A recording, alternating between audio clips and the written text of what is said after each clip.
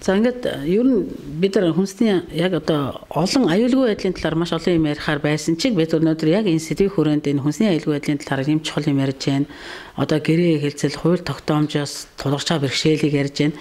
Гэлээч өнөөдөр Монгол улсын хил дээр яг хилийн хяналтын байгууллага дотор олон улсын бомб гэдэг утгаараа манай замун үүдийн бомб нь бусад хилийн бомбоос хамгийн өндөр одоо итгэмжлэлийн лабораторитой энүүгээр явж байгаа иргэд аж ахуй бизнес эрхлэгчдийн ачаа нөлөө ихээхэн гардаг учраас нөгөө эргэцэн одоо бас мэдлэгтэй болж байгаа нөгөө бизнес эрхлэгч нар маань тэгээ яг энэ утгаараа ингэж харахад бусад хилийн бомбд маань төрөөс одоо ийм хэмжээний лабораторийг бий болгож чадаагүй байна. Гэтэл өнөөдөр бид нар одоо 40 дахин томсгодог 100 дахин томсгож одоо нарийн хардаг дижитал микроскопоор үзэж одоо алюминий сая тэр удаан ачиг илрүүлсэн тухай ярьж байгаа бол бусад хилийн бомб дээр өнөөдөр ийм дайныг үзэж бас чадах хараахан болж чадаагүй учраас бусад бүс нутгуудаас маань хэрхэн одоо энэ хүнсний хангамж аюулгүй байдал алдагдах вэ гэдэг дээр бид их анхаард санаа зовдгоо.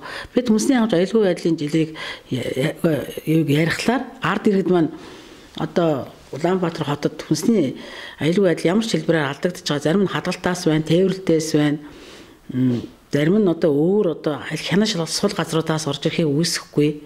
Ихэнх одоо хүнсний бүтээгдэхүүн ластай ломбтой гүний халт руу шууд явж байна. Одоогийн байдлаар тээвэр хөнгөжлөх, худалдаа хөнгөжлөх хүрээнд гэтэл Монгол улс өөрөө худалдааны байгууллагт гадаад худалдааны хуулийг одоо боловсруулаагүй.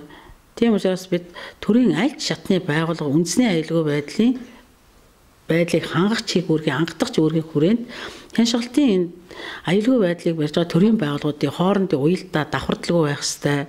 Тэгээд одоо эргэцэн орчнуудаа бий болгохгүй үндэсний аюулгүй байдлыг үзэл баримтлал гэж одоо маш сайн одоо улсын их хурлаар батлагдсан эргэцэн орчин гараад ирэхэд салбарын яам агентлагийн дүрм журмаар зохицуулах асуудал их удаан байна. Бид бол одоо төрийн байгууллагуудын бусад яам агентлагийн тамгын газар одоо бусад толбогдох одоо дүрм журм боловсруулдаг газрууд маань бол хүнсний аюулгүй байдлын үзэл баримтлалын энэ ажил дээр бол тааруу ажилдаг.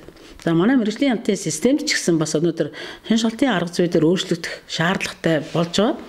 Тийм учраас төрийн хяншгалтын тухай хуульд нэмэлт өөрчлөлт орж өөрчлөгдөөд нэг жил гаруй болж байна. Энд бол эрс суурьсын хяншгалтыг чухалчлахыг заасан байна. Тийм учраас бид нар нэг дэлгүүр ганц төвс дэлгүүрүүдээр одоо энэ муу байна